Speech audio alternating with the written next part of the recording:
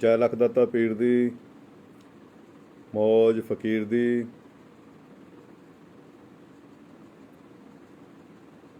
अपने माँ बाप की खूब सेवा करया करो। अपने माँ बाप की इच्छावां नूं पूरियां करया करो ताकि तुहानूं ये श्राद्ध करने ना पैण। एक लड़का बड़ा दुखी सी, जदों दा काम नहीं चलदा सी, घर च परेशानी सी, तां वो टेवा लैके वो अपनी जन्म पत्री लैके जोशी कोल गया। जोशी ने उहदी जन्म पत्री देख के कहा कि तैनूं तां पितर दोष आ, तां ही तेरा काम कार नहीं चलदा, तां ही घर च परेशानी रहिंदी आ। ते उस इंसान ने 2 लाख तो उपर रुपया खर्च दिता, पर हजे तक उहदे पितर दोष खत्म नहीं होए। गंगा भी जाया, हरिद्वार भी जाया, उत्थे भी करया हवन जग, भेवे गया, उत्थे भी हवन जग करया, तो होर भी काफ़ी जगह ते जाके उन्हें अपने पितर दोष दूर करन दी लई अपना 2 लाख तो उपर रुपया खर्च दिता, पर फिर भी गल कोई नहीं बनी। सो ये एक तुसीं सारे पढ़े लिखे इंसान हो, सूझवान हो, परमात्मा ने तुहानूं सोचन समझण दी शक्ति दित्ती आ, पर फिर भी अज दुनिया अंध विश्वास दे विच फसी हुई आ। एक बार गुरु रामानंद जी ने कबीर साहब नूं कहा कि बेटे अज श्राद्ध शुरू हो गया ते असीं अपने पितरां नूं खीर बना के खवानी आ, ते असीं अपने पितरां दा श्राद्ध करना आ, उन्हां नूं खीर दा भोग लवाना, अज उन्हां नूं खीर खवानी बना के। तो इदां कर, तू जाके ताज़ी गां दा दुध लैके आ, ताज़ा दुध लैके आ। तो कबीर साहब जी बाल्टी लैके जंगल वाल नूं तुर पैंदे आ। जंगल में जाके उन्होंने एक मरी हुई गां देखी। कबीर साहब ने उस मरी गां अगे पट्ठे रख दिते ते बाल्टी को लैके उत्थे बैठ गए। काफ़ी समा बीतदा गया, शाम पैण वाली हो गई, सूरज ढलन लगा। तो कबीर साहब के गुरु ने रामानंद जी ने कहा कि बई कबीर हजे तक वापस नहीं आया, असी तो खीर बनानी आ, असी अपने पितरां नूं भोग लवाना, ते वो हजे तक आया क्यों नहीं हैगा। तो गुरु रामानंद जी ने अपने शिष्य नाल लिते, अपने चेले नाल लिते, तो कबीर साहब नूं लभण तुर पे। लभदे लभदे वो जंगल विच पहुँच गए जिथे कबीर साहब बैठे सन। फिर रामानंद जी ने कबीर नूं कहा कि कबीर तू इत्थे बैठा की करदा आ, असीं तेरा इंतजार करी जा रहे हैं, असीं अपने पितरां नूं खीर दा भोग लगाना आ, पर तू इत्थे बैठ के समा खराब करी जा रहे हैं। तो कबीर साहब कहन लगे कि महाराज तुसीं आप ही तां कहा सी कि ताज़ा दुध लैके आ, ते ये गां मरी हुई गां पई आ, ये उठूंगी, पट्ठे खाऊंगी, ते मैं दुध लैके आवांगा, ते इस करके मैं उठण दा इंतजार करदा कदों ये उठेगी, पट्ठे खावेगी ते मैनूं दुध देवेगी।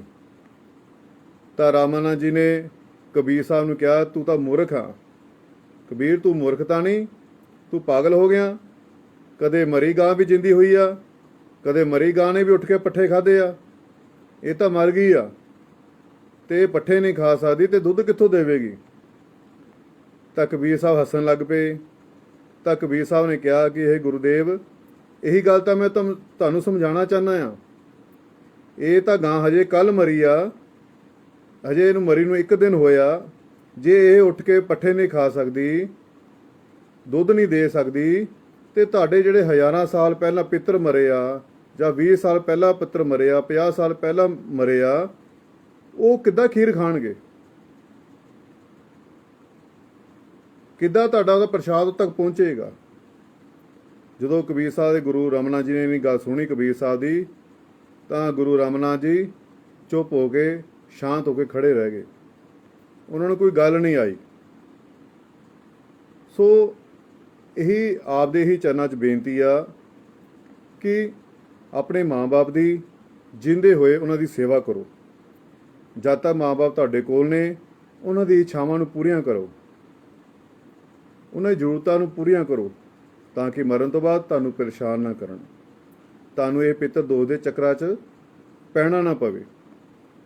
ਪਰ ਇੱਕ ਗੱਲ ਯਾਦ ਰੱਖੋ ਹਮੇਸ਼ਾ, ਇਹ ਜਨਮ ਮਨੁੱਖੀ ਚੋਲਾ ਸਾਨੂੰ ਬੰਦਗੀ ਕਰਨ ਵਾਸਤੇ ਮਿਲਿਆ, ਭਗਤੀ ਕਰਨ ਵਾਸਤੇ ਮਿਲਿਆ, ਨਾਮ ਜਪਣ ਵਾਸਤੇ ਮਿਲਿਆ, ਸਿਮਰਨ ਕਰਨ ਵਾਸਤੇ ਮਿਲਿਆ। 84 ਲੱਖ ਜੋਨੀਆਂ ਵਿੱਚੋਂ ਇੱਕ ਇਹੀ ਮਨੁੱਖੀ ਜਨਮ ਆ, ਮਨੁੱਖੀ ਚੋਲਾ ਆ, ਜਿਹਦੇ ਵਿੱਚ ਰਹਿ ਕੇ ਬੰਦਗੀ ਕੀਤੀ ਜਾ ਸਕਦੀ ਆ, ਭਗਤੀ ਕੀਤੀ ਜਾ ਸਕਦੀ ਆ, ਨਾਮ ਜਪਿਆ ਜਾ ਸਕਦਾ ਆ। ਬਾਕੀ 84 ਲੱਖ ਜਿੰਨੀਆਂ ਵੀ ਭੋਗ ਜੋਨੀਆਂ ਨੇ, ਇਹਨਾਂ ਵਿੱਚ ਭਗਤੀ ਨਹੀਂ ਹੁੰਦੀ, ਨਾ ਭਗਤੀ ਕੋਈ ਕਰ ਸਕਦਾ ਆ।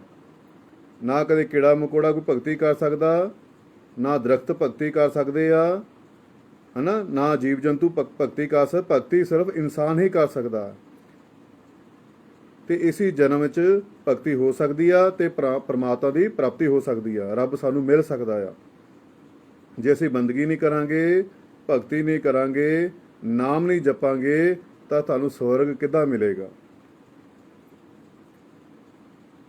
ਇਹ ਉਹ ਲੋਕ ਪਰੇਸ਼ਾਨ ਕਰਦੇ ਨੇ, ਉਹ ਲੋਕ ਭੂਤ ਬਣ ਕੇ ਘੁੰਮਦੇ ਨੇ, ਪ੍ਰੇਤ ਬਣ ਕੇ ਘੁੰਮਦੇ ਨੇ, ਜਿਹੜੇ ਲੋਕ ਨਾਮ ਨਹੀਂ ਜਪਦੇ, ਬੰਦਗੀ ਨਹੀਂ ਕਰਦੇ, ਭਗਤੀ ਨਹੀਂ ਕਰਦੇ। ਪਸ਼ੂਆਂ ਵਾਂਗੂ ਇਹ ਜੀਵਨ ਬਤੀਤ ਕਰਕੇ ਆਪਣਾ ਪਸ਼ੂਆਂ ਵਾਂਗੂ ਚਲੇ ਜਾਂਦੇ ਆ। ਇਹ ਲੋਕ ਇੱਕ ਦੂਜੇ ਨੂੰ, ਲੋਕਾਂ ਨੂੰ ਪਰੇਸ਼ਾਨ ਕਰਦੇ ਨੇ, ਕਿਉਂਕਿ ਉਹਨਾਂ ਦੀ ਗਤੀ ਨਹੀਂ ਹੁੰਦੀ, ਬੰਦਗੀ ਨਹੀਂ ਕੀਤੀ, ਉਹਨਾਂ ਨੇ ਭਗਤੀ ਨਹੀਂ ਕੀਤੀ, ਨਾਮ ਨਹੀਂ ਜਪਿਆ, ਗੁਰੂ ਦੀ ਸੰਗਤ ਨਹੀਂ ਕੀਤੀ। ਉਹਨਾਂ ਲੋਕਾਂ ਨੂੰ ਸਵਰਗ ਕਿੱਦਾਂ ਮਿਲ ਸਕਦਾ ਹੈ। ਉਹਨਾਂ ਨੂੰ ਨਰਕ ਭੋਗਣਾ ਪੈਣਾ, ਨਰਕ ਦੀ ਅੱਗ ਵਿੱਚ ਜਲਣਾ ਪੈਣਾ। ਫਿਰ ਉਹ ਰੋਂਦੇ ਆ, ਤਹਾਂ ਮਾਰਦੇ ਆ, ਕੁਰਲਾਉਂਦੇ ਆ। ਤੇ ਅਸੀਂ ਜਿੰਨੀ ਮਰਜ਼ੀ ਕੋਸ਼ਿਸ਼ ਕਰ ਲਈਏ, ਅਸੀਂ ਉਹਨਾਂ ਦਾ ਜੀਵਨ ਨਹੀਂ ਬਦਲ ਸਕਦੇ, ਕਿਉਂਕਿ ਇਨਸਾਨ ਦੇ ਆਪਣੋਂ ਆਪਣੇ ਕਰਮ ਹੁੰਦੇ ਨੇ। ਕਰਨੀ ਆਪੋ ਆਪਣੀ, ਕੇ ਨੇੜੇ ਕੇ ਦੂਰ। ਇਹ ਸਾਡੀ ਆਪ ਦੀ ਕਰਨੀ ਆ। ਜੈਸੇ ਅਸੀਂ ਕਰਮ ਕਰਾਂਗੇ, ਸਾਨੂੰ ਉਹ ਜਿਹਾ ਫਲ ਮਿਲੇਗਾ। ਜੇ ਅਸੀਂ ਇਸ ਜਨਮ ਦੇ ਵਿੱਚ ਭਗਤੀ ਨਹੀਂ ਕਰਾਂਗੇ, ਨਾਮ ਨਹੀਂ ਜਪਾਂਗੇ, ਬੰਦਗੀ ਨਹੀਂ ਕਰਾਂਗੇ, ਸਿਮਰਨ ਨਹੀਂ ਕਰਾਂਗੇ, ਤਾਂ ਸਾਨੂੰ ਪਰਮਾਤਮਾ ਕਿੱਦਾਂ ਮਿਲੇਗਾ।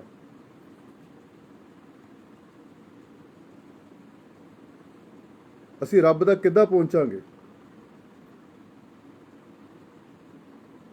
ਜੋ ਕੰਮ ਇਨਸਾਨ ਕਰਦਾ ਪਿਆ, ਇਹੀ ਕੰਮ ਤਾਂ ਪਸ਼ੂ ਵੀ ਕਰਦੇ ਪਏ ਆ।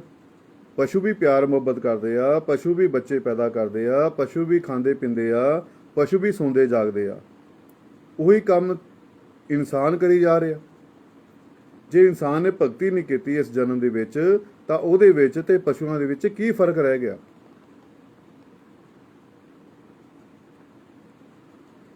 ਜਿਹੜੇ ਲੋਕ ਬੰਦਗੀ ਨਹੀਂ ਕਰਦੇ, ਭਗਤੀ ਨਹੀਂ ਕਰਦੇ, ਇਹ ਲੋਕ ਨਰਕਾਂ ਦੀ ਅੱਗ ਵਿੱਚ ਇਹਨਾਂ ਨੂੰ ਜਲਣਾ ਪੈਂਦਾ ਆ। ਅਸੀਂ ਜਿੰਨਾ ਮਰਜ਼ੀ ਚਾਹੇ ਕੋਸ਼ਿਸ਼ ਕਰ ਲਈਏ, ਇਹਨਾਂ ਨੂੰ ਨਰਕਾਂ ਦੀ ਅੱਗ ਤੋਂ ਅਸੀਂ ਨਹੀਂ ਬਚਾ ਸਕਦੇ, ਕਿਉਂਕਿ ਕਰਮ ਆਪਣੇ ਆਪਣੇ ਆ। ਜਿੰਦੇ ਜੀ ਅਸੀਂ ਭਗਤੀ ਨਹੀਂ ਕਰਾਂਗੇ, ਹਨਾ, ਜਿੰਦੇ ਜੀ ਅਸੀਂ ਨਾਮ ਨਹੀਂ ਜਪਾਂਗੇ, ਤਾਂ ਮਰਨ ਤੋਂ ਬਾਅਦ ਉਹ ਭਗਤੀ ਦਾ, ਸਾਡੀ ਭਗਤੀ ਕਰਨ ਦਾ ਉਹਨੂੰ ਫਾਇਦਾ ਕੀ ਆ, ਉਹਨੂੰ ਕਿੱਦਾਂ ਫਲ ਮਿਲੇਗਾ। ਇਸੇ ਤਰ੍ਹਾਂ ਕਬੀਰ ਸਾਹਿਬ ਦੇ ਜਿਹੜੇ ਗੁਰੂ ਸੀ, ਉਹ ਸਰਾਧ ਕਰਦੇ ਹੁੰਦੇ ਸੀ, ਤਾਂ ਕਬੀਰ ਸਾਹਿਬ ਨੇ ਆਪਣੇ ਗੁਰੂ ਨੂੰ ਸਮਝਾਉਣ ਦੇ ਲਈ ਕਿੰਨੀ ਸੋਹਣਾ ਤਰੀਕਾ ਵਰਤਿਆ, ਕਿੰਨੀ ਸੋਹਣੀ ਉਦਾਹਰਨ ਦਿੱਤੀ ਆ। ਜਦੋਂ ਕਬੀਰ ਸਾਹਿਬ ਦੇ ਗੁਰੂ ਨੇ ਕਬੀਰ ਸਾਹਿਬ ਨੂੰ ਕਿਹਾ ਕਿ ਬੇਟੇ ਜਾ ਕੇ ਤਾਜ਼ਾ ਦੁੱਧ ਲੈ ਕੇ ਆ, ਅਸੀਂ ਅੱਜ ਸ਼ਰਾਧ ਕਰਨੇ ਆ, ਆਪਣੇ ਪਿਤਰਾਂ ਨੂੰ ਖੀਰ ਖਵਾਉਣੀ ਆ, ਤਾਂ ਕਬੀਰ ਸਾਹਿਬ ਮਰੀ ਹੋਈ ਗਾਂ ਦੇ ਕੋਲ ਜਾ ਕੇ ਬੈਠ ਗਏ। ਜਦੋਂ ਕਾਫੀ ਸਮਾਂ ਬੀਤ ਗਿਆ, ਸ਼ਾਮ ਦਾ ਵੇਲਾ ਹੋਣ ਲੱਗਾ, ਸੂਰਜ ਢਲਣ ਲੱਗਾ, ਤਾਂ ਕਬੀਰ ਸਾਹਿਬ ਦੇ ਗੁਰੂ ਨੇ ਕਿਹਾ ਰਾਮਨਾ ਜੀ ਨੇ ਕਿ ਚਲੋ ਆਪਾਂ ਦੇਖ ਕੇ ਆਈਏ ਕਬੀਰ ਕਿੱਥੇ ਰਹਿ ਗਿਆ। ਅਸੀਂ ਤਾਂ ਅੱਜ ਆਪਣੇ ਪਿਤਰਾਂ ਨੂੰ ਖੀਰ ਦਾ ਭੋਗ ਲਗਾਉਣਾ ਹੈ, ਸ਼ਰਾਧ ਕਰਨਾ ਆ, ਤੇ ਆਪਾਂ ਜਾ ਕੇ ਦੇਖੀਏ ਕਬੀਰ ਕਿੱਥੇ ਰਹਿ ਗਿਆ। ਉਹ ਲੱਭਦੇ ਲੱਭਦੇ ਜੋ ਜੰਗਲ ਵਿੱਚ ਪਹੁੰਚੇ, ਤਾਂ ਕਬੀਰ ਸਾਹਿਬ ਦੇਖਦੇ ਕਿ ਕਬੀਰ ਸਾਹਿਬ ਇੱਕ ਗਾਂ ਦੇ ਕੋਲ ਬੈਠੇ ਆ ਬਾਲਟੀ ਲੈ ਕੇ। ਤਾਂ ਕਬੀਰ ਸਾਹਿਬ ਨੂੰ ਪੁੱਛਿਆ ਵੀ ਤੂੰ ਆਇਆ ਕਿਉਂ ਦੁੱਧ ਲੈ ਕੇ? ਕਹਿੰਦਾ ਮਹਾਰਾਜ ਇਹ ਗਾਂ ਉੱਠੂਗੀ, ਪੱਠੇ ਖਾਊਂਗੀ ਤੇ ਦੁੱਧ ਦੇਵੇਗੀ, ਮੈਂ ਚੋ ਕੇ ਦੁੱਧ ਤਾਂ ਹੀ ਲੈ ਕੇ ਆਉਂਗਾ। ਇਹ ਉੱਠੀ ਨਹੀਂ, ਇਹਨੇ ਪੱਠੇ ਖਾਦੇ ਨਹੀਂ ਤੇ ਦੁੱਧ ਕਿੱਦਾਂ ਦੇਵੇਗੀ? ਤਾਂ ਕਬੀਰ ਸਾਹਿਬ ਗੁਰੂ ਨੇ ਕਿਹਾ ਕਿ ਮਹਾਰਾਜ ਕਬੀਰਾ ਤੂੰ ਪਾਗਲ ਹੋ ਗਿਆ, ਤੂੰ ਮੂਰਖ ਹੋ ਗਿਆ। ਕਦੇ ਮਰੀ ਹੋਈ ਗਾਂ ਨੇ ਵੀ ਪੱਠੇ ਖਾਦੇ ਆ ਕਿ ਮਰੇ ਹੋਏ ਪਸ਼ੂ ਨੇ ਵੀ ਕਦੇ ਪੱਠੇ ਖਾਦੇ ਆ? ਜੇ ਪੱਠੇ ਨਹੀਂ ਖਾਦੇ ਉਹ ਦੁੱਧ ਕਿੱਦਾਂ ਦੇ ਸਕਦੀ ਆ? ਤੇ ਕਬੀਰ ਸਾਹਿਬ ਹੱਸ ਕੇ ਕਹਿਣ ਲੱਗੇ ਕਿ ਗੁਰੂਦੇਵ ਮੈਂ ਇਹੀ ਗੱਲ ਤਾਂ ਤੁਹਾਨੂੰ ਸਮਝਾਉਣਾ ਚਾਹੁੰਦਾ ਆ, ਜਿਹੜੀ ਗਾਂ ਇੱਕ ਦਿਨ ਪਹਿਲਾਂ ਮਰੀ ਆ ਉਹ ਅੱਜ ਉੱਠ ਕੇ ਪੱਠੇ ਨਹੀਂ ਖਾ ਸਕਦੀ, ਉੱਠ ਕੇ ਦੁੱਧ ਨਹੀਂ ਦੇ ਸਕਦੀ। ਜੇ ਤੁਹਾਡੇ ਪਿੱਤਰ, ਤੁਹਾਡੇ ਬਜ਼ੁਰਗ ਹਜ਼ਾਰਾਂ ਸਾਲ ਪਹਿਲਾਂ ਮਰੇ ਨੇ ਜਾਂ 10 ਸਾਲ ਪਹਿਲਾਂ ਮਰੇ ਨੇ, 20 ਸਾਲ ਪਹਿਲਾਂ ਮਰੇ ਨੇ, ਉਹ ਕਿੱਦਾਂ ਤੁਹਾਡੀ ਖੀਰ ਖਾਓਗੇ? ਕਿੱਦਾਂ ਤੁਸੀਂ ਉਹਨੂੰ ਭੋਗ ਲਵਾਓਗੇ? ਕਿੱਦਾਂ ਤੁਹਾਡੇ ਲੰਗਰ ਛਕਣਗੇ? ਜਦੋਂ ਕਬੀਰ ਸਾਹਿਬ ਦੀ ਇੰਨੀ ਗੱਲ ਗੁਰੂ ਰਾਮਨਾਥ ਜੀ ਸੁਣੀ ਤਾਂ ਰਾਮਨਾਥ ਜੀ ਚੁੱਪ ਕਰ ਗਏ, ਸ਼ਾਂਤ ਹੋ ਕੇ ਖੜੇ ਰਹਿ ਗਏ। ਸੋ ਇਹੀ ਗੱਲ ਕਬੀਰ ਸਾਹਿਬ ਤੁਹਾਨੂੰ ਵੀ ਸਮਝਾਉਣਾ ਚਾਹੁੰਦੇ ਆ ਕਿ ਆਪਣੇ ਮਾਂ-ਬਾਪ ਦੀ ਜਿੰਦੇ ਜੀ ਉਹਨਾਂ ਦੀ ਸੇਵਾ ਕਰੋ, ਆਪਣੇ ਮਾਂ-ਬਾਪ ਦੀ ਇੱਛਾਵਾਂ ਨੂੰ ਪੂਰੀਆਂ ਕਰੋ, ਆਪਣੇ ਮਾਂ-ਬਾਪ ਦੀ ਜ਼ਰੂਰਤਾਂ ਨੂੰ ਪੂਰੀਆਂ ਕਰੋ ਕਿ ਤਾਂ ਕਿ ਤੁਹਾਨੂੰ ਇਹੋ ਜਿਹੇ ਸ਼ਰਾਧ ਕਰਨੇ ਨਾ ਪੈਣ। ਅਸੀਂ ਜਿੰਦੇ ਜੀ ਆਪਣੇ ਮਾਂ-ਬਾਪ ਦੀ ਕਦਰ ਨਹੀਂ ਕਰਦੇ। ਅਸੀਂ ਮਰਨ ਤੋਂ ਬਾਅਦ ਲੰਗਰ ਲਾ ਕੇ, ਵੱਡੇ ਵੱਡੇ ਲੰਗਰ ਲਾ ਕੇ ਅਸੀਂ ਕੀ ਸਾਬਿਤ ਕਰਨਾ ਚਾਹੁੰਦੇ ਹਾਂ? ਅਸੀਂ ਕੀ ਦਿਖਾਉਣਾ ਚਾਹੁੰਦੇ ਹਾਂ? ਇਹ ਤਾਂ ਕਰਨੀ ਆਪੋ ਆਪਣੀ ਆ, ਕਹਿ ਨੇੜੇ ਕਹਿ ਦੂਰ। ਜੈ ਜੇ ਅਸੀਂ ਕਰਮ ਕਰਾਂਗੇ ਸਾਨੂੰ ਉਹ ਜਿਹਾ ਫਲ ਮਿਲੇਗਾ। ਜੇ ਅਸੀਂ ਬੰਦਗੀ ਨਹੀਂ ਕਰਾਂਗੇ, ਭਗਤੀ ਨਹੀਂ ਕਰਾਂਗੇ, ਨਾਮ ਨਹੀਂ ਜਪਾਂਗੇ, ਸਿਮਰਨ ਨਹੀਂ ਕਰਾਂਗੇ ਤਾਂ ਸਾਨੂੰ ਨਰਕਾਂ ਦੀ ਅੱਗ ਦੇ ਵਿੱਚ ਜਲਣਾ ਪੈਣਾ। ਉਹ ਤੋਂ ਸਾਨੂੰ ਕੋਈ ਬਚਾ ਨਹੀਂ ਸਕਦਾ। ਫਿਰ ਸਾਨੂੰ 84 ਲੱਖ ਜੂਨੀਆਂ ਵਿੱਚ ਜਾਣਾ ਪੈਣਾ, ਕੀੜੇ ਮਕੋੜੇ ਬਣਨਾ ਪੈਣਾ, ਖੋਤੇ ਗਧੇ ਬਣਨਾ ਪੈਣਾ, ਦਰਖਤ ਬਣਨਾ ਪੈਣਾ। ਫਿਰ ਅਸੀਂ ਕਾਵਾਂ ਨੂੰ ਰੋਟੀ ਖਵਾਉਂਦੇ ਹਾਂ ਨਾ ਕਿ ਸਾਡੇ ਪਿੱਤਰ, ਅਸੀਂ ਆਪਣੇ ਪਿੱਤਰਾਂ ਨੂੰ ਕਾਂ ਬੰਦੇ ਦੇਖਦੇ ਪਏ ਹਾਂ। ਅੱਜ ਫੇਸਬੁੱਕ ਤੇ ਫੋਟੋ ਆਉਂਦੀਆਂ, ਕਾਵਾਂ ਨੂੰ ਰੋਟੀ ਪਾ ਰਿਹਾ, ਕਹਿੰਦੇ ਸਾਡੇ ਪਿੱਤਰ ਨੇ ਇਹ। ਕੀ ਤੁਹਾਡੇ ਮਨ 'ਚ ਵਿਚਾਰ ਨਹੀਂ ਆਉਂਦਾ ਕਿ ਇੰਨਾ ਸੋਹਣਾ ਸਾਨੂੰ ਪ੍ਰਮਾਤਮਾ ਨੇ ਮਨੁੱਖੀ ਜਾਮਾ ਦਿੱਤਾ ਆ, ਮਨੁੱਖੀ ਚੋਲਾ ਦਿੱਤਾ ਆ, ਅਸੀਂ ਮਰਨ ਤੋਂ ਬਾਅਦ ਕੁੱਤੇ ਬਿੱਲੇ ਬਣਾਂਗੇ, ਕਾਂ ਬਣਾਂਗੇ, ਖੋਤੇ ਗਧੇ ਬਣਾਂਗੇ, ਕਿ ਅਸੀਂ ਬਾਅਦ 'ਚ ਉਹਨਾਂ ਨੂੰ ਰੋਟੀ ਖਵਾ ਕੇ ਇਹ ਸੋਚਾਂਗੇ ਇਹ ਸਾਡੇ ਪਿੱਤਰ ਨੇ? ਕੀ ਸਾਨੂੰ ਸ਼ਰਮ ਨਹੀਂ ਆਵੇਗੀ? ਕੀ ਸਾਡੇ ਮਨ ਦੇ ਵਿੱਚ ਸੱਟ ਨਹੀਂ ਵੱਜੇਗੀ? ਕੀ ਤੁਸੀਂ ਇਸ ਜੀਵਨ ਤੋਂ ਬਾਅਦ ਇਹ 84 ਲੱਖ ਜੋਨੀਆਂ ਪਾਉਣਾ ਚਾਹੁੰਦੇ ਹੋ? ਇਸ ਜਨਮ ਤੋਂ ਬਾਅਦ, ਇਸ ਮਨੁੱਖੀ ਜਨਮ ਤੋਂ ਬਾਅਦ, ਮਰਨ ਤੋਂ ਬਾਅਦ ਕੀ ਤੁਸੀਂ ਕੀੜੇ ਮਕੋੜੇ ਬਣਨਾ ਚਾਹੁੰਦੇ ਹੋ? ਦਰਖਤ ਬਣਨਾ ਚਾਹੁੰਦੇ ਹੋ? ਖੋਤੇ ਗਧੇ ਬਣਨਾ ਚਾਹੁੰਦੇ ਹੋ? ਗੁਰੂਆਂ ਦੀ ਸੰਗਤ ਕਰੋ, ਸੰਤਾਂ ਮਹਾਂਪੁਰਸ਼ਾਂ ਦੀ ਸੰਗਤ ਕਰੋ, ਉਹਨਾਂ ਕੋਲ ਬੈਠੋ, ਉਹਨਾਂ ਦੇ ਵਿਚਾਰ ਸੁਣੋ, ਨਾਮ ਸ਼ਬਦ ਲੈ ਕੇ, ਅੰਮ੍ਰਿਤ ਛਕ ਕੇ, ਗੁਰੂ ਵਾਲੇ ਬਣ ਕੇ ਰੋਜ਼ ਭਜਨ ਸਿਮਰਨ ਦਾ ਅਭਿਆਸ ਕਰੋ, ਰੋਜ਼ ਬੰਦਗੀ ਕਰੋ। ਇਹ ਜੀਵਨ, ਅਸੀਂ ਸਾਰੇ ਇੱਥੇ ਮੁਸਾਫਰ ਆ। ਇਹ ਮੁਸਾਫਰਖਾਨਾ ਸੰਸਾਰ ਹੈ, ਇਹ ਦੁਨੀਆ। ਇੱਥੇ ਇੱਕ ਨਾ ਇੱਕ ਦਿਨ ਸਭ ਨੇ ਚਲੇ ਜਾਣਾ। ਕਿਸੇ ਨੇ ਪਹਿਲਾਂ ਚਲੇ ਜਾਣਾ, ਕਿਸੇ ਨੇ ਬਾਅਦ 'ਚ ਚਲੇ ਜਾਣਾ। ਕਿਸੇ ਨੇ 50 ਸਾਲ ਬਾਅਦ, ਕਿਸੇ ਨੇ 60 ਸਾਲ ਬਾਅਦ, ਕਿਸੇ 70 ਸਾਲ ਬਾਅਦ, ਕਿਸੇ ਨੇ 20 ਸਾਲ ਬਾਅਦ ਚਲੇ ਜਾਣਾ। ਕਿਉਂਕਿ ਜੀਣਾ ਝੂਠਾ, ਮਰਨਾ ਸੱਚ ਆ। ਜੋ ਸੰਸਾਰ ਵਿੱਚ ਆਇਆ ਉਹਨੇ ਇੱਕ ਨਾ ਇੱਕ ਦਿਨ ਇੱਥੋਂ ਜਾਣਾ ਆ। ਸਾਨੂੰ ਆਪਣੇ ਜੀਵਨ ਨੂੰ, ਇਸ ਮਨੁੱਖੀ ਚੋਲੇ ਨੂੰ ਸਮਝ ਲੈਣਾ ਚਾਹੀਦਾ। ਇਹ ਇਨਸਾਨ ਆਪਣੇ ਆਪ ਨੂੰ ਜਾਣ, ਆਪਣੇ ਆਪ ਨੂੰ ਪਹਿਚਾਣ।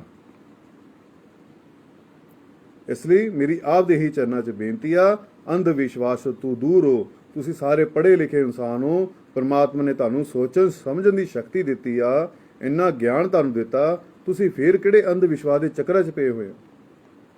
ਸਾਡੇ ਸੰਤਾਂ ਮਹਾਂਪੁਰਸ਼ਾਂ ਨੇ, ਗੁਰੂਆਂ ਨੇ ਸਾਨੂੰ ਅੰਧ ਵਿਸ਼ਵਾਸ ਸਾਡਾ ਦੂਰ ਕੀਤਾ, ਪਰ ਅਸੀਂ ਉਹਨਾਂ ਦੇ ਬਚਨਾਂ ਤੇ ਕਿਉਂ ਨਹੀਂ ਫੁੱਲ ਚੜਾਉਂਦੇ ਪਏ? ਜਿੰਦੇ ਜੀ ਆਪਣੇ ਮਾਂ-ਬਾਪ ਦੀ ਸੇਵਾ ਕਰੋ।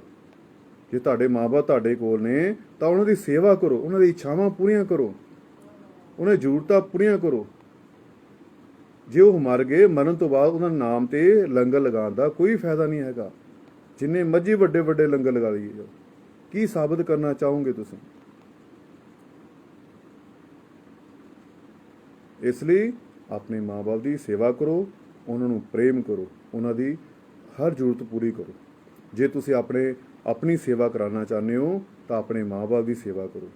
ਅੱਜ ਤੁਸੀਂ ਆਪਣੇ ਮਾਂ-ਬਾਪ ਦੀ ਸੇਵਾ ਕਰੋਗੇ, ਕੱਲ੍ਹ ਬੱਚੇ ਤੁਹਾਡੀ ਸੇਵਾ ਕਰਨਗੇ। ਜੇ ਤੁਸੀਂ ਅੱਜ ਆਪਣੇ ਮਾਂ-ਬਾਪ ਦੀ ਸੇਵਾ ਨਹੀਂ ਕਰੋਗੇ, ਕੱਲ੍ਹ ਨੂੰ ਤੁਸੀਂ ਵੀ ਆਪਣੇ ਬੱਚਿਆਂ ਤੋਂ ਸੇਵਾ ਦੀ ਆਸ ਨਾ ਰੱਖਣਾ, ਕਿਉਂਕਿ ਜਿਹੋ ਤੁਸੀਂ ਕਰਮ ਕਰੋਗੇ ਤੁਹਾਨੂੰ ਉਹ ਜਿਹਾ ਫਲ ਮਿਲੇਗਾ। ਜਿਹੋ ਅਸੀਂ ਬੀਜ ਪਾਵਾਂਗੇ ਸਾਨੂੰ ਉਹੀ ਫਸਲ ਵੱਢਣੀ ਪੈਣੀ ਹੈ। ਅੱਜ ਤੁਸੀਂ ਆਪਣੇ ਮਾਂ-ਬਾਪ ਦੀ ਸੇਵਾ ਕਰੋਗੇ, ਕੱਲ੍ਹ ਨੂੰ ਤੁਹਾਡੇ ਬੱਚੇ ਤੁਹਾਡੀ ਸੇਵਾ ਕਰਨਗੇ। ਜੇ ਤੁਸੀਂ ਅੱਜ ਆਪਣੇ ਮਾਂ-ਬਾਪ ਦੀ ਸੇਵਾ ਨਹੀਂ ਕਰੋਗੇ, ਕੱਲ੍ਹ ਤੁਹਾਡੀ ਵੀ ਸੇਵਾ ਕਿਸੇ ਨੇ ਨਹੀਂ ਕਰਨੀ, ਉਹ ਤੁਸੀਂ ਵੀ ਕੋਈ ਸੇਵਾ ਦੀ ਆਸ ਨਾ ਰੱਖਣਾ। ਫਿਰ ਐਵੇਂ ਤੁਸੀਂ ਪਰਮਾਤਮਾ ਨੂੰ, ਰੱਬ ਨੂੰ ਸ਼ਿਕਾਇਤਾਂ ਕਰੋਗੇ, ਗੁਰੂ ਨੂੰ ਸ਼ਿਕਾਇਤਾਂ ਕਰੋਗੇ, ਹੈ ਨਾ, ਕਿ ਮੇਰਾ ਬੁਢਾਪਾ ਐਵੇਂ ਹੀ ਗੁਜ਼ਰ ਗਿਆ, ਹੈ ਨਾ।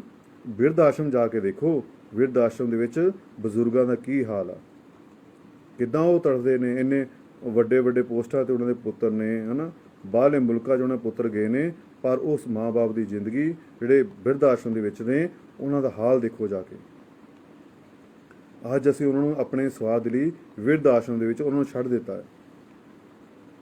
ਅੱਜ ਅਸੀਂ ਜਿੰਦੇ ਜੀ ਉਹਨਾਂ ਦੀ ਸੇਵਾ ਨਹੀਂ ਕਰ ਸਕਦੇ ਤਾਂ ਮਰਨ ਤੋਂ ਬਾਅਦ ਹੀ ਲੰਗਰ ਲਾ ਕੇ, ਵੱਡੇ ਵੱਡੇ ਦਾਨ ਪੁੰਨ ਕਰਕੇ ਅਸੀਂ ਕਿਸ ਨੂੰ ਕੀ ਦਿਖਾਉਣਾ ਚਾਹੁੰਦੇ ਹਾਂ। ਇਸ ਲਈ ਇਹ ਇਨਸਾਨ ਆਪਣੇ ਆਪ ਨੂੰ ਜਾਣ, ਆਪਣੇ ਆਪ ਨੂੰ ਪਹਿਚਾਣ। ਠੀਕ ਹੈ। ਸ਼ਰਾਧ ਉਹਨਾਂ ਲੋਕਾਂ ਦੇ ਹੁੰਦੇ ਨੇ ਜਿਹੜੇ ਲੋਕ ਨਾਮ ਨਹੀਂ ਜਪਦੇ, ਬੰਦਗੀ ਨਹੀਂ ਕਰਦੇ, ਭਗਤੀ ਨਹੀਂ ਕਰਦੇ, ਹੈ ਨਾ। ਕਦੇ ਮਾਂ-ਬਾਪ ਵੀ ਆਪਣੇ ਬੱਚਿਆਂ ਨੂੰ ਤੜਫਾਉਂਦੇ ਆ, ਨਹੀਂ ਤੜਫਾਉਂਦੇ ਨਾ। ਫਿਰ ਜਿਸ ਚੀਜ਼ ਨੂੰ ਅਸੀਂ ਦੇਖਿਆ ਨਹੀਂ ਹੈਗਾ, ਜਿਹਨੂੰ ਅਸੀਂ ਦੇਖ ਨਹੀਂ ਸਕਦੇ, ਉਹਨੂੰ ਕਿੱਦਾਂ ਅਸੀਂ ਕਰੀ ਜਾ ਰਹੇ ਹਾਂ ਸਭ ਕੁਛ। ਇਸ ਲਈ ਜਿੰਦੇ ਜੀ ਕਦਰ ਕਰੋ, ਆਪਣੇ ਮਾਂ-ਬਾਪ ਨੂੰ ਪਿਆਰ ਕਰੋ, ਉਹਨਾਂ ਦੀ ਹਰ ਜ਼ਰੂਰਤ ਨੂੰ ਪੂਰੀ ਕਰੋ। ਅੱਜ ਤੁਸੀਂ ਆਪਣੇ ਮਾਂ ਦੀ ਸੇਵਾ ਕਰੋਗੇ, ਕੱਲ੍ਹ ਤੁਹਾਡੇ ਬੱਚੇ ਤੁਹਾਡੀ ਸੇਵਾ ਕਰਨਗੇ। ਠੀਕ ਹੈ। ਹੱਥ ਕਾਰਵਾ ਰੱਖਿਆ ਕਰੋ, ਦਿਲ ਯਾਵਾ ਰੱਖਿਆ ਕਰੋ, ਆਪਣੀ ਡਿਊਟੀ ਸਮਝ ਕੇ ਰੋਜ਼ ਭਜਨ ਸਿਮਰਨ ਦਾ ਅਭਿਆਸ ਕਰਦੇ ਰਹੋ। ਜਦ ਤੱਕ ਤੁਸੀਂ ਨਾਮ ਨਹੀਂ ਜਪਦੇ, ਬੰਦਗੀ ਨਹੀਂ ਕਰਦੇ, ਭਗਤੀ ਨਹੀਂ ਕਰਦੇ, ਤਦ ਤੱਕ ਤੁਹਾਨੂੰ ਸੱਚ ਦਾ ਪਤਾ ਨਹੀਂ ਲੱਗ ਸਕਦਾ। ਇਸ ਲਈ ਤੁਹਾਡਾ ਸ਼ੋਸ਼ਣ ਹੁੰਦਾ ਰਹਿਣਾ। ਇਹ ਦੁਨੀਆ, ਇਹ ਸੰਸਾਰ, ਰਾਜਨੀਤੀ ਲੋਕ, ਇਹ ਬਾਬਾ ਲੋਕ, ਇਹ ਪੰਡਤ ਲੋਕ, ਇਹ ਸਾਰੇ ਤੁਹਾਡਾ ਸ਼ੋਸ਼ਣ ਕਰਦੇ ਰਹਿਣਗੇ ਜਦ ਤੱਕ ਤੁਸੀਂ ਅਗਿਆਨੀ ਹੋ। ਜਦੋਂ ਤੁਹਾਨੂੰ ਗਿਆਨ ਮਿਲ ਗਿਆ, ਤੁਹਾਡਾ ਸ਼ੋਸ਼ਣ ਕੋਈ ਨਹੀਂ ਕਰ ਸਕਦਾ। ਜਦ ਤੱਕ ਤੁਸੀਂ ਅਗਿਆਨੀ ਹੋ, ਇਹ ਲੋਕ ਤੁਹਾਡਾ ਸ਼ੋਸ਼ਣ ਕਰਦੇ ਰਹਿਣਗੇ, ਉਹ ਤੁਸੀਂ ਖੁਸ਼ੀ ਖੁਸ਼ੀ ਕਰਵਾਉਂਦੇ ਰਹਿਣਗੇ। ਅੱਜ ਤੁਸੀਂ ਦੇਖਿਆ ਹੋਣਾ, ਕਿਸੇ ਇਨਸਾਨ ਦਾ ਦੁਖੀ ਆ, ਜੇ ਕੋਈ ਕੰਮ ਨਹੀਂ ਬਣਦਾ, ਹੈ ਨਾ, ਜੇ ਉਹਦੇ ਘਰ ਵਿੱਚ ਪਰੇਸ਼ਾਨੀ ਰਹਿੰਦੀ ਆ, ਜਾਂ ਕਾਰੋਬਾਰ ਨਹੀਂ ਚੱਲਦਾ, ਜਾਂ ਅਸੀਂ ਕੀ ਕਰਦੇ ਹਾਂ, ਅਸੀਂ ਦੁਖੀ ਹੋ ਕੇ ਜੋਸ਼ੀਆਂ ਕੋਲ ਚਲੇ ਜਾਂਦੇ ਹਾਂ, ਆਪਣੇ ਟੇਵੇ ਜੰਤਰੀਆਂ ਬਣਵਾਉਣ ਲੱਗ ਪੈਂਦੇ ਆ। ਉਹਨਾਂ ਜਾ ਕੇ ਅਸੀਂ ਉਪਾਅ ਕਰਨ ਲੱਗ ਪੈਂਦੇ ਹਾਂ ਕਿ ਸਾਨੂੰ ਦੁੱਖਾਂ ਤੋਂ ਛੁਟਕਾਰਾ ਮਿਲ ਜਾਵੇ, ਘਰ ਸਾਡੇ ਸੁੱਖ ਸ਼ਾਂਤੀ ਹੋ ਜਾਵੇ, ਹੈ ਨਾ, ਸਾਡਾ ਕਾਰੋਬਾਰ ਚੱਲਣ ਲੱਗ ਜਾਏ। ਅਸੀਂ ਤਰ੍ਹਾਂ ਤਰ੍ਹਾਂ ਦੇ ਉਪਾਅ ਕਰਦੇ ਹਾਂ, ਤਰ੍ਹਾਂ ਤਰ੍ਹਾਂ ਦੇ ਦਾਨ ਪੁੰਨ ਕਰਦੇ ਹਾਂ। ਜੇ ਉਪਾਅ ਕਰਨ ਨਾਲ ਜੇ ਸਾਨੂੰ ਸੁੱਖ ਮਿਲਦਾ ਹੁੰਦਾ, ਜੇ ਇਨਸਾਨ ਨੂੰ ਸੁੱਖ ਮਿਲਦਾ ਹੁੰਦਾ, ਅੱਜ ਸਾਰਾ ਸੰਸਾਰ ਸੁਖੀ ਹੋ ਜਾਣਾ ਸੀ। ਜੇ ਉਪਾਅ ਕਰਨ ਨਾਲ, ਢਾਲੇ ਕਰਨਾ, ਸਾਨੂੰ ਸ਼ਾਂਤੀ ਮਿਲਦੀ ਹੁੰਦੀ, ਸਾਨੂੰ ਸੁੱਖ ਮਿਲਦਾ ਹੁੰਦਾ, ਅੱਜ ਸਾਰਾ ਸੰਸਾਰ ਸੁਖੀ ਹੋ ਜਾਣਾ ਚਾਹੀਦਾ ਸੀ, ਸਾਰਾ ਸੰਸਾਰ ਸ਼ਾਂਤੀ ਵਿੱਚ ਹੋ ਜਾਣਾ ਚਾਹੀਦਾ ਸੀ। ਫਿਰ ਵੀ ਅੱਜ ਅੱਜ ਲੜਾਈ ਝਗੜੇ ਨੇ। ਕਿਉਂ? ਕਿਉਂਕਿ ਇਹ ਜੋ ਦੁੱਖ ਸੁੱਖ ਨੇ ਸਾਡੇ ਕਰਮਾਂ ਦੇ ਅਨੁਸਾਰ ਸਾਨੂੰ ਮਿਲਦੇ ਨੇ। ਦੁੱਖ ਸੁੱਖ ਸਾਡੇ ਸਰੀਰ ਦੇ ਜ਼ਰੂਰੀ ਅੰਗ ਨੇ। ਜਿਹੋ ਅਸੀਂ ਕਰਮ ਕੀਤੇ ਆ, ਸਾਨੂੰ ਉਹ ਜਿਹਾ ਫਲ ਮਿਲੇਗਾ। ਅੱਜ ਦੁਖੀ ਹਾਂ, ਇਹ ਵੀ ਸਾਡੇ ਆਪ ਦੇ ਕਰਮ ਆ। ਜੇ ਅਸੀਂ ਸੁਖੀ ਹਾਂ, ਇਹ ਵੀ ਸਾਡੇ ਆਪ ਦੇ ਕਰਮ। ਇਹਦੇ ਵਿੱਚ ਗੁਰੂ ਦਾ ਤੇ ਪਰਮਾਤਮਾ ਦਾ ਕੋਈ ਲੈਣਾ ਦੇਣਾ ਨਹੀਂ ਹੈ। ਕ੍ਰਿਸ਼ਨ ਭਗਵਾਨ ਨੇ ਕਿਹਾ ਸੀ, ਗੀਤਾ ਦੇ ਵਿੱਚ ਕ੍ਰਿਸ਼ਨ ਭਗਵਾਨ ਨੇ ਕਿਹਾ ਕਿ बेटे, जो देवतों को पूजने वाले देवलोक जाते हैं, पितरों को पूजने वाले पितर लोग जाते हैं, भूतों को पूजने वाले भूत लोग जाते हैं। जो मुझे पूजते हैं, मुझे प्यार करते हैं, वो मेरे में समाए जाते हैं। किड्डी वड्डी गल कृष्ण भगवान ने दो लफ्ज़ां दे विच किड्डी वड्डी गल कहती कि भूत देवतों को पूजने वाले देवलोक जाते हैं, पहुँचते हैं, देवलोक प्राप्त होता है, पितरों को पूजने वाले पितर लोग जाते हैं, और भूतों को पूजने वाले भीत लोग पहुँचते हैं। और जो मुझे प्यार करते हैं, जो मुझे प्रेम करते हैं, मेरी भक्ति करते हैं, वो मुझ में समा जाते हैं। मतलब परमात्मा की भगती जिहड़ा करदा, परमात्मा दे विच समा जांदा है। जिस तरह नदी समुंदर में चली जाती है, वो समुंदर में समा जाती है, तो अपना वजूद उहदा खत्म हो जाता। इस करके तुसीं अज पितर की पूजा करोगे तो पितर लोग पहुँच जाओगे, देवता की पूजा करोगे तो देव लोग पहुँच जाओगे, भूतां की पूजा करोगे तो भूतां पहुँच जाओगे, दरख्तां की पूजा करोगे दरख्तां दे विच पहुँच जाओगे, कीड़े मकोड़ियां की भगती करोगे कीड़े मकोड़े बन जाओगे, पत्थरां की पूजा करोगे तो पत्थर बन जाओगे। साफ साफ सानू साडे गुरुआं ने, साडे संतां महापुरुषां ने, सानू फकीरां ने समझाया। ਪਰ ਫਿਰ ਵੀ ਅਸੀਂ ਅੰਧ ਵਿਸ਼ਵਾਸ ਦੀ ਦੁਨੀਆ ਵਿੱਚ ਜਾਈ ਜਾ ਰਹੇ, ਕਿਉਂਕਿ ਅਸੀਂ ਜ਼ਿਆਦਾ ਪੜ੍ਹ ਲਿਖ ਚੁੱਕੇ ਹਾਂ, ਸਾਨੂੰ ਜ਼ਿਆਦਾ ਕਿਤਾਬੀ ਗਿਆਨ ਇਕੱਠਾ ਕਰ ਲਿਆ, ਹਨਾ, ਆਪਣਾ ਅਨੁਭਵ ਨਹੀਂ ਕੀਤਾ। ਅਨੁਭਵ ਕਿੱਦਾਂ ਹੋਇਆ? ਜੇ ਤੁਸੀਂ ਬੰਦਗੀ ਕਰੋਗੇ, ਰੋਜ਼ ਭਗਤੀ ਕਰੋਗੇ, ਰੋਜ਼ ਸਿਮਰਨ ਕਰੋਗੇ, ਤਾਂ ਆਪਣਾ ਅੰਦਰ ਦੀ ਯਾਤਰਾ ਤੈਅ ਕਰੋਗੇ, ਤੁਹਾਨੂੰ ਸੱਚ ਦਾ ਅਨੁਭਵ ਹੋਵੇਗਾ, ਤੁਹਾਡੇ ਜੋ ਵੀ ਮਨ ਦੇ ਸਵਾਲ ਨੇ ਸਾਰੇ ਖਤਮ ਹੋ ਜਾਣਗੇ।